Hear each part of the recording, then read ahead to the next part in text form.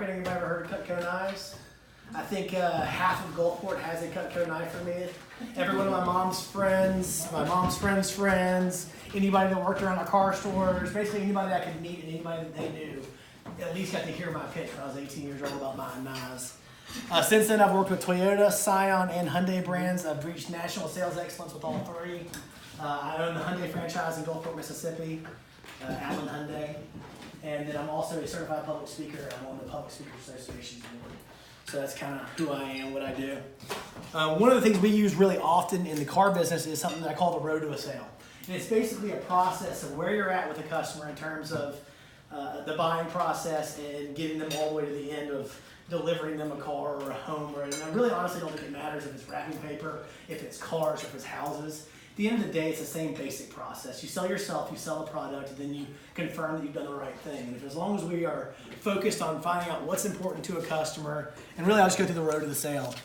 We start off establishing a relationship, a good strong handshake, a basic meet and greet. We set a good first impression. And we all know first impressions are basically everything. From there, we're going to build value in ourselves to kind of tell them that, hey, look, I'm a pro. I know what I'm doing. I'm going to be good at it.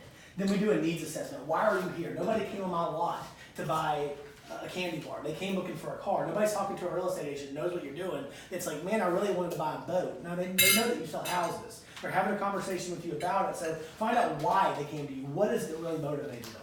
And then we're going to select a small number of houses based off of their budget and their expectations. And then we're going to say, hey, look, you know what? You told me you were looking for these basic things. I got the perfect house for you. You're going to love it. Come with me. Let me show you. After we show them the house, we start asking them, where would you put your furniture? How do you want it? Then we do basic feature, function, benefit. Most of y'all probably heard of feature, function, benefit. What is it? How does it work? Why do I care? And we show them the things that they said were important to them, and we tie it back down.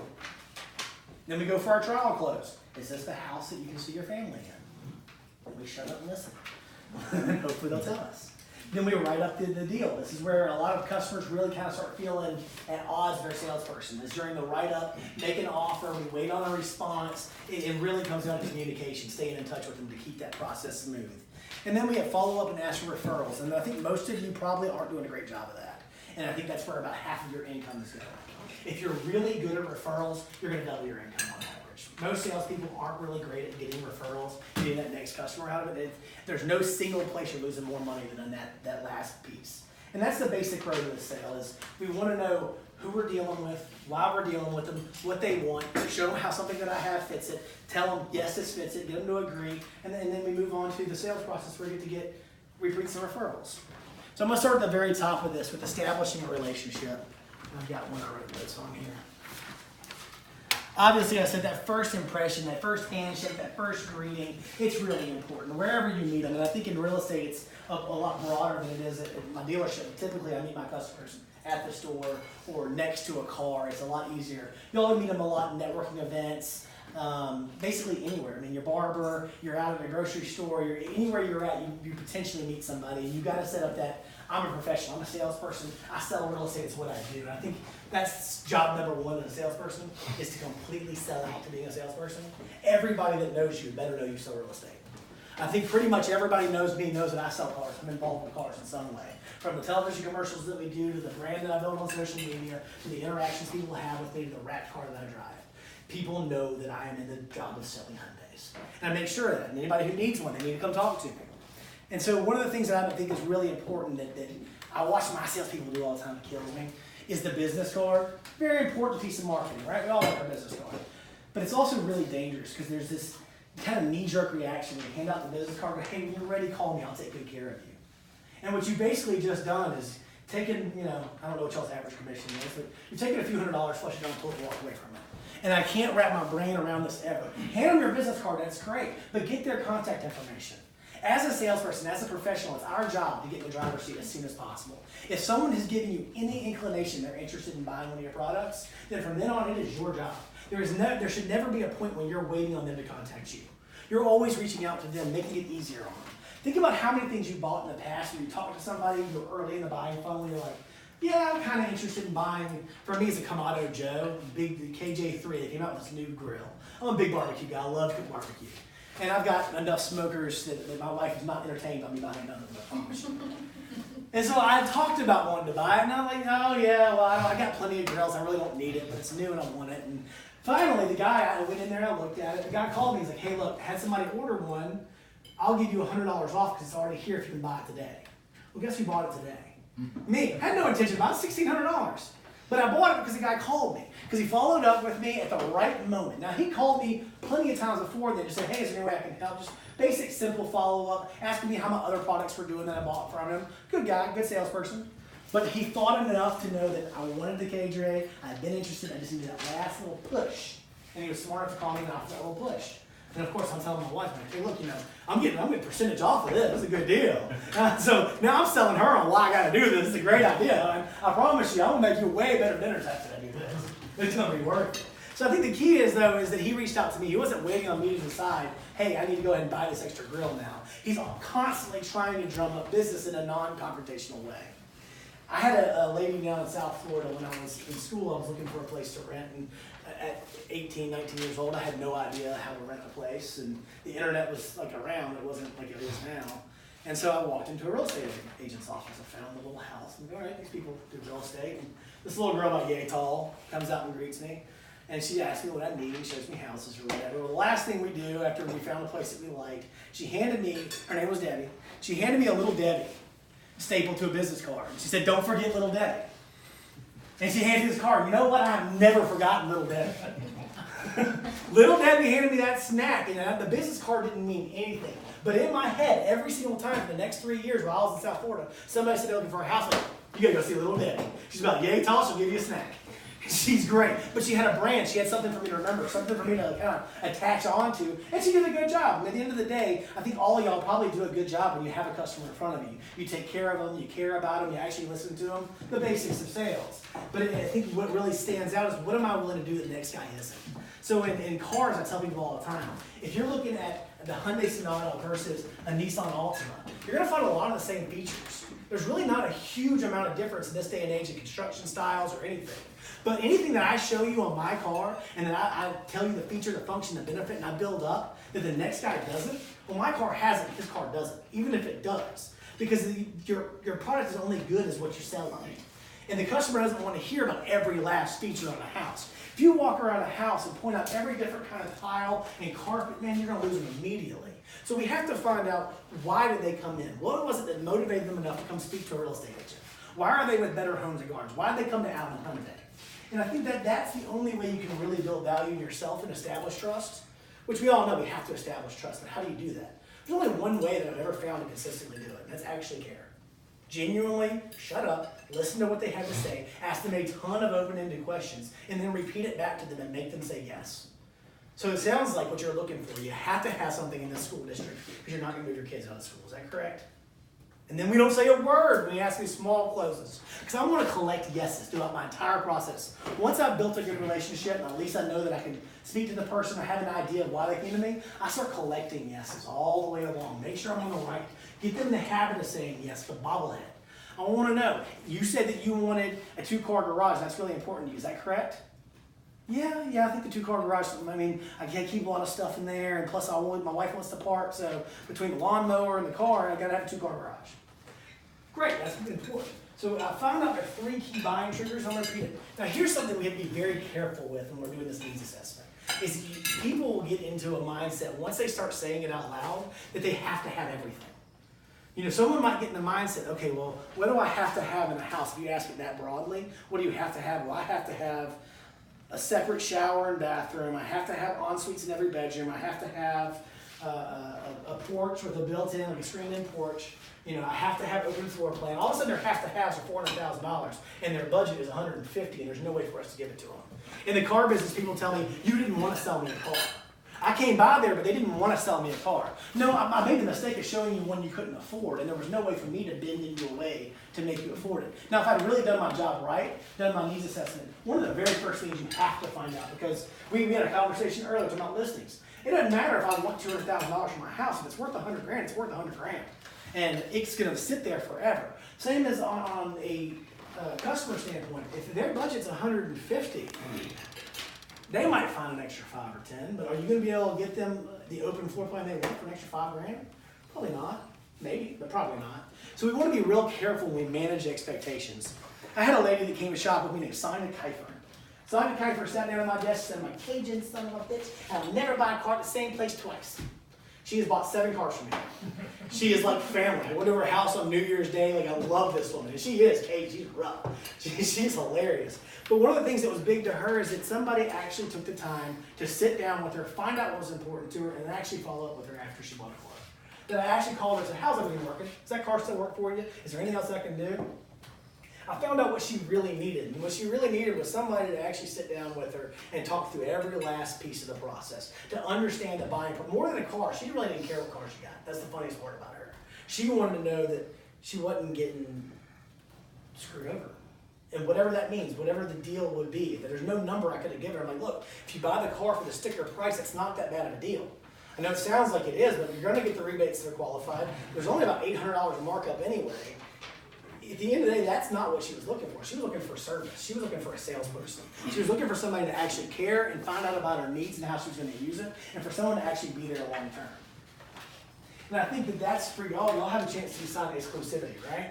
If someone's shopping for a house. Is that right? Okay. So if you get exclusivity, is that a year-long contract? How does that work? No. I mean, not you. You really can't bind them down to just you. Oh, no. You can, Yeah. but they can get out of it. So in the car business, there's absolutely no way to do that at all. There's nothing. It's just a matter of, did I follow up better than the next guy? Am I there beforehand? If someone, we hear this all the time, everybody wants a half of a car deal because it's their customer, because they shook their hand one time, and the guy showed back up 3 weeks later and decided to buy a car, but be a different person.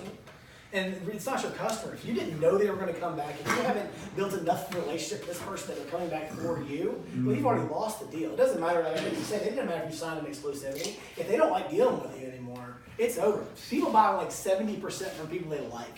Something like half of my customers come in and don't buy the car that they wanted to buy. Like, they come in looking for a Sonata, they leave in a launcher. It happens every day. It happens more often than people come in. If they say, "Hey, I want to see this house on 53rd Circle," they're probably not going to buy that house on 53rd Circle, but they're going to buy something. So I got to find out what brought them in here. What was their actual buying trigger? So in cars, it's space, safety, performance, appearance, comfort, economy, durability.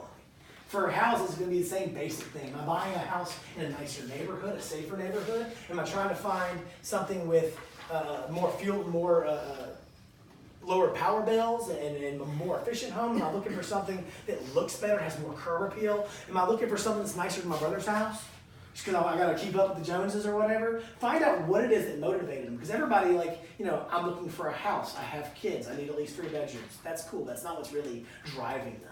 That's not the sizzle they want to smell. We got to figure out what is it that really gets somebody excited. What are they shopping for? And most importantly, what can they afford? At the car store, a lot of times what we try to do is we want to gather as much financial information early, and people get real weirded out by it, like we're trying to come up with some scam. And the fact is that everybody wants to buy the Genesis G90. The thing is awesome. It's got an air-conditioned center console, so your candy bars won't melt.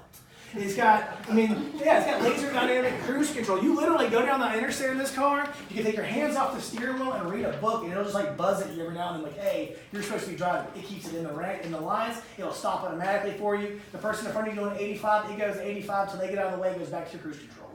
It is an absolute amazing car. It's also a $55,000 car. Not everybody can afford a $55,000 car. We have the new Palisade discount. Beautiful vehicle, $45,000 starting price on it. A lot of people come in, I want a Palisade. Well, then they have to stomach what a payment on a Palisade looks like. Especially if you got a little bit of negative equity. You're talking about financing $50,000. That's half a house. And that's expensive. That's not a $300 payment anymore. And so it doesn't matter how much they might want these things. I got to figure out what can you have, and then how many of your wants can I fit into that bucket. And sometimes what we have to do is we have to show them comparables. I know y'all probably have some listings that are higher than what you could ever sell them for. And I think it's important that you start showing them comparisons. Hey, look, I think you have a really nice house. And always build their house up. This is kind of like when we do a trade war. You never want to tell somebody that their house is not good, or they didn't make a good deal on their house, or they spent too much on it. Because all you're going to really do is tell them that, they might think that the last guy got me, but you're not going to. You want to build their confidence and they're willing to make a deal. Look, you have a beautiful home. This is a great house. You want $200,000 for it, and I understand where you got that number. You've obviously put a lot of time and heart and work and money into this home. But let's look at a couple other options of what else is out there around that range to make sure we're hitting it right. And sometimes people gotta kind of get slapped in the face with, well, here's a $200,000 house. It has a pool in the back and a new updated kitchen. The bathroom's remodeled in the last couple of years. And on your house, we don't have that updated bathroom, and there is no backyard to speak of, just a bunch of weeds. So we might be a little bit off base what customers are typically seeing for 200 grand. But whatever it takes, we have to manage the expectations, because you can be the best salesperson in the world. If the product doesn't fit the person, it's not a good deal. And I think that a good deal is, it's got to be good for all parties. The only difference in sales and manipulation is, are you doing it to the customer or for the customer? Is my goal here to actually help the customer in an interest that it benefits them, or am I trying to help myself by selling them something and getting myself another commission? One of them will make you a whole lot of long-term money, one of them will make you a sale tomorrow, and that's it. And people that are happy in their house are way more likely to give you referrals. I'm telling you, half of your money is sitting in referrals at least. And if you're really good at a lot more than that. My great salespeople come in, they sell 15 cars a month by accident, and the other 10 or 15 they do by working. And the new guys are doing 10 or 15. You add that extra 10 or 15 and everything changes. It's so much easier. These people close faster, they close for higher gross profit, they're happier, they give you more referrals. And it all comes down to somebody you already knew the name of before you started the process. If you get a referral, or if it's a repeat customer, they're just always a better deal. So we got the customer, we finally found out that they need an open floor plan, a 2-car garage, and the right school district, let's just say. That's the 3 most important things. They got a budget for 150 grand, we know that, they're pre-approved. So we're gonna go on and go, you know what? There's a house I gotta show you. It's right on the edge of town, still fits in your school district. It's beautiful, you're gonna love it. Let's go check it out. We get excited, this is the point. In the car lot, we have them right there. So this is where I say I want like a light bulb to pop over my head and they see it. And like, hold on. So what you're saying is that you want a 2-car garage, right? Yeah, okay, yeah. You want an open floor plan, and you gotta be in your school district, is that right? I got the perfect house for you. You're gonna love it. Let's go see it. Well, I can't go right now. Great, how about we meet on Tuesday at 8:15? Is morning or afternoon better for you? I like morning. How's 8:15? Specific times. Never meet for Tuesday morning. Always pick a specific time. People are like, I don't remember the statistic, but it's like 60% more likely to remember a specific time. And when you follow up, I think this is one of the biggest mistakes. I listen to a lot of phone calls in the dealership. Listen to a lot of people make phone calls. When they follow up on an appointment, you don't want to sound like a doctor's office or a dentist or a lawyer. You want to be like, the worst thing to do is, hi, are you still going to come in tomorrow morning at 8:15? No, actually, now that you give me this out, I really didn't want to do this. And life has come up, now it's tomorrow. It sounded good when it was last week, I'll do it next week, but now it's tomorrow. I like to call it, I say, hey, this is Scott Allen with Better Homes and Gardens. I just want to tell you I'm really looking forward to our appointment tomorrow at 8:15. I've done some work to find the right listings for you. I've got a couple of houses to show you. Won't take us long. I can't wait to see you tomorrow at 8:15. Okay, great. Yeah, all right. Because you've already put work into it. You are a professional and you deserve respect of your time. At the end of the day, how much time do you think you lose to appointments that don't show up? How much time do you set aside and you think, all right, this is what I'm doing today, and that doesn't come together for whatever reason? And you start just thinking, all right, buyers are liars. We say that a lot because you hear a lot, yeah, they'll tell you anything in the world. But part of that's on us too. We have to hold it accountable, and we have to let them know that this isn't just, hey, well, maybe I can sell you a house, I can show you a house. I've done work on this. But you have to do it. This is the key to any of this, is it has to be real. You have to have actually done your homework and know which houses are out there and have a plan on which ones you're going to see in which order and why. You have to have actually done that. If you do it, people will respect your time more because you're showing that I put in an investment, that it's a point, that it's important, and that I set this time specifically aside for them. And I think that we get considerably, at least double the amount of return. And if you can get one of your fellow associates to make a follow-up call, hey, just wanted to call and confirm that you still have your appointment with, I don't know y'all's names right now, so sorry. But if you can do that, that helps a lot too. We'll have other salespeople just say, hey, look, I'm a manager over at Allen Hyundai. Just want to call and confirm you're going to be here tomorrow. We've got the car cleaned up, make sure it had gas in it. We checked it, and I got a couple other things to show you. Won't take us very long at all. When's a good time for you to chat? I like to say that too. When can you come over and chat? Won't take us very long. I know it'll take 3 or 4 hours. If they enjoy it. What am I going to tell them? Hey, come spend 3 or 4 hours when you're looking at a house. No, that's terrible. And they don't want to do it. But as soon as they get invested into it and they actually know that you're listening and that you're showing them things that apply to them and you're able to tell them why you thought it was important, people all of a sudden have a lot of time. If you're kind of like Well, there's this other house, and I know one of the people in my office had a listing on. Let's just go look at it. And you pull up, and you're like exploring the house with them for the first time. You know nothing about it or why it matters to them. Man, they're gonna have a doctor's appointment or a kid's recital they forgot about all of a sudden. You're gonna love those people who had no idea that they were supposed to be at a doctor and they showed up to look at a car 30 minutes before. But that same person all of a sudden gets excited about a car. Like, no, I got plenty of time. It's good. It's the same thing with a house. You've got to give them the value in being there. Why does it matter? Why is their time important? And it's important to you. I'm a professional. This is what I do for a living. I sell houses. I know all the laws in this area. I know the different real estate, the neighborhoods and stuff like that. And I know what listings are available. I now know what you want and need and what's important to you. And I'm going to help show you the houses that matter the most. Is that fair enough? Yeah. Nobody can say no. All right, and I can actually repeat to them what their buying triggers are in their own words. Everybody's gonna go in that program. And now I can get them to the house, and I've actually looked at the house online enough to know what features I want to point out, which ones actually apply to them based off of their own information. I'm gonna use their exact words. Remember you said this, that you loved wood flooring? Isn't this wood flooring beautiful? And here's the key is on all these small, anytime you ask a question, be quiet. Let them answer, because one of two beautiful things will happen. Either one, they'll agree. That's great. Now we know that they agree that this is a beautiful floor. I can keep using that later on. Two, they will tell you the sweetest thing that a sale can ever tell you. Here's how to sell me. I don't like this floor. It has the light color, and I really like dark wood floors. Great, now I know that. So my next house, I want to try to find one with dark wood floors instead. I'm going to try to make sure that I'm addressing these issues. But if I don't know what they are, the objection is like the most beautiful thing in a sale. This is how to sell me a house. This is exactly what you're missing. Perfect. Is there anything else? No, I think that really, I like the house. It fits me all right. These floors just immediately turn me off. Now you got two options. Either find out a quote on fixing the floors and making them dark. We might want to restain them, or find a different house. But at least now you know which direction to go. You find a function that is important. So like the feature function benefit. Have y'all all done a feature function benefit presentation? Heard that? Basically, it's real simple. It sounds complex. It's not. What is it? So let's say a house is a tankless water heater. A tankless water heater heats up the water as you need it, rather than keeping your tank hot at all times. That saves you money on fuel. And in addition to that, it also makes it where you always have hot water. So if you've got two daughters in the house, as I do, and they're showering, and then I want to get in the shower, I still get to get a nice hot shower after it's done. That's cool, isn't it? Yes. That's all I really want to do is confirm. If I see a feature I know is important to them, and through your open-ended questions, you're going to find out what's important to them. If they've got kids, or if they have a lot of dinner parties, or whatever it is their main triggers. As long as you've taken enough time to find that out, this is when you start selling it back to them. Remember when you told me that you had a lot of dinner parties? Look at the size of this dining room. Isn't that beautiful? Yeah, it really is. I bet you could fit a table for 10 people in here, don't you think? And I keep getting yeses, yeses, yeses, yeses. Or I get no's, which is great too. Because then I know, all right, don't want to address that again. That's not the direction to go. I know better how to line it up. I think a lot of people, when they're dealing with objections, imagine we're walking through a forest, or we're on a hike, and I'm walking through a trail, and I come across a branch in my way. And I think the rookie salesperson a lot of times sees the branch and goes, oh my God, this thing's in the way. Goes back to the truck, pulls out a saw and a wood chipper, comes back, cuts it down, chips it all up, brushes it aside, and then moves on. Where the veteran salesperson is smart enough to duck and just keep on walking.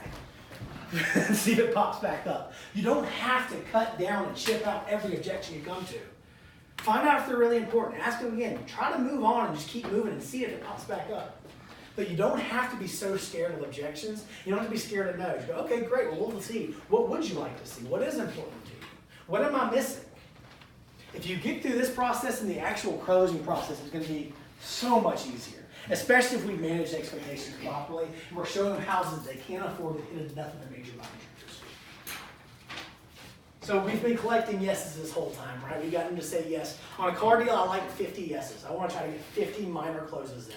Everything from, do you like the color? Yes, great. So you said the color was pretty. Do you like the tire? Anything you can find that they're agreeing to that I can repeat back to them. Because basically what I'm doing is I'm loading my closing gun the whole time. You told me that you needed something that fit this school district. You told me you wanted something that was 3 bedrooms that has an open floor plan. We found that. What am I missing? Because this looks like the perfect house. Well, actually, my husband's deployed. He gets back in about a month, and I want him to look at it. That's a pretty important piece of information. I need to know that. But at the bare minimum, now I know what's keeping me from doing the deal. I can sometimes find a way to overcome it or to move around it. Is this the house you can see your family in? Yeah, I think so. And then we get into our write-up, right? I think this is where we lose a lot of our referral potential, is by not staying in often enough communication after we write something up. If it's a listing, you need to speak to every listing you have at least once a month. You know, for us, it's like a service, especially. If a car's in service and it's gonna go through a weekend, you better call them for the weekend. If we're gonna hold somebody's car and close down our business for a day, every person whose car we have, we should be giving a phone call to. If you've got somebody's listings at the end of the week or end of the month, at minimum, at least once a month, make sure you're contacting them and say, hey, look, here's what's going on. The listings too high gives you a chance to say, hey, look, we're not getting a lot of responses. Here's some other properties I've seen that have gone quicker. What do you think? And maybe lead them to the decision of, yeah, I guess maybe mine's too expensive. That has a lot of features that mine didn't have, and it sold for less money. And so maybe you'll get more opportunity. But if you haven't contacted them in 6 or 7 months because you've had no activity on it, man, that phone call was a whole lot rougher, doesn't it? Hey, I know I haven't talked to you about 7 months, but that old property you have, it ain't selling at all. We're not getting any leads on it. Let's go ahead and drop the price by 20 grand. Yeah, that's going to get you a bunch of extra referrals, isn't it? Everybody's going to be knocking down your door. So a lot of what this comes down to is that consistent, regular communication. It really comes down to just being all the things that they're difficult and they take a lot of work because it's that old-fashioned communication. There's no shortcut to it. But just talking to somebody regularly, letting them know that I'm thinking about your deal, and tell them I'm a professional. I like when people are like, oh, you're just trying to sell me a car. I'm like, well, yeah, I'm a car salesman. That's exactly what I'm trying to do. I'm trying to sell you the right car for you that fits your needs, that fits your budget. And people are usually like, oh yeah, guess so. Be a real estate agent. This is what I do. I am here to make sure that your property sells, and thus far, we're not getting this done. So what can we do to help get you more leads on your property? And get them involved in the conversation, but get them involved early and often. And you're gonna get a lot less backlash from your clients. So we get them into the offer process. We stay in regular contact with them. Hey, I hadn't heard anything back today. Don't worry, that usually happens. A lot of my deals, even though we set a 1 week cutoff on time, sometimes they don't respond for 10, 11 days. Do not worry about that. The more communication they get during this time, the more likely they are to give you referrals. Because this is when they get scared, right? This is the largest purchase most of these people will ever make in a lifetime. Cars, houses. It's usually the biggest 2 purchases of a lifetime. They're going to buy 1 or 2 houses, maybe 3 houses in a lifetime. They're going to buy a car every 3, maybe 4 years. They don't do this very often. How many, I mean, in a good year, you're going to sell, what, 24 properties, 25 properties? Does that sound about right? 2 properties a month? Depends on who you're talking about. Top producers. Fair enough. All right, so either way, you deal with it once a month, right? At least once every 6 weeks, you're going to deal with this. They're going to deal with this once every 6 years, 10 years. So they're not going to have the amount of resources. They're not going to have any of the training. I know y'all go through pretty extensive training just to even get the opportunity of ongoing training. Let them know, here's all the investment that I make in being your agent. I am the pro. I know the laws. I know the neighborhoods. I know what needs to happen. I know the sales that are happening. And right now, we're not getting your property sold. So I need your help in what I'm going to do. And it gives you an opportunity to open that discussion of, look, you got a $100,000 property and you want $250,000 for it. There's no amount of wizardry that I can do to sell this property for you. Unless somebody comes in and finds out their great-grandma's buried here and they have the cash in their pocket and they're willing to pay for it at all costs, this is not going to happen. I mean, it takes a pretty big stretch, but you can't go in and ask this guy for this after not speaking to him for a long time. You've got to stay in constant contact. And if you've done that, if we've done a proper needs assessment, we actually cared enough to find out who's buying from me, why are they buying, what are they looking for, man, now I get the opportunity, I get the right to ask for referrals. I'm going to tell you about a girl named Mary Catherine. She sold me insurance.